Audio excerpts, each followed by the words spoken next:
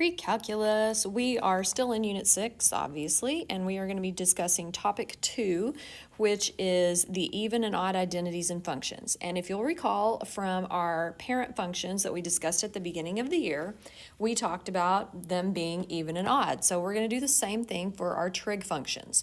So the first thing we need to remember is what makes a function even or odd. So remember, if it's even, that means there is y-axis symmetry.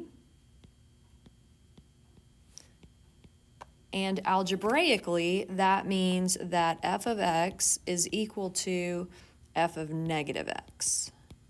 And then, of course, if it's odd, let's change colors here because it's fun. If it's odd, that means we have origin symmetry.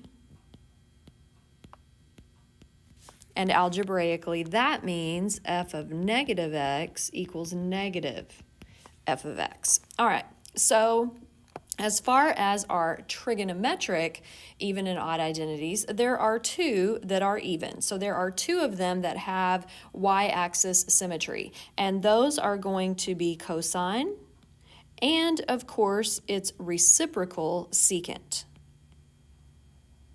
If I could spell secant or write secant. Anyway, all right, so having said that, algebraically what this would look like is this right here. So cosine of x equals cosine of negative x, and secant of x equals secant of negative x. So that's what that means algebraically. All right, so our odd functions are going to be all of the others. So we have sine, we have cosecant. Again, I'm having trouble spelling things. So we have cosecant, we have tangent, and we have cotangent.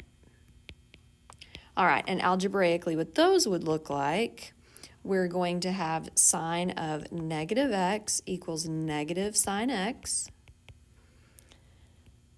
Cosecant negative x equals negative cosecant x. Tangent of negative x equals negative tangent x. You've probably picked up on this so far. And cotangent negative x equals negative cotangent x. So we're going to use these algebraic setups to answer the questions in the examples that follow. So if you will scroll down here with me, I'm going to switch colors because it's fun. All right, so our very first example, we have sine t equal to 1/2, and we want to know what sine of negative t is going to equal.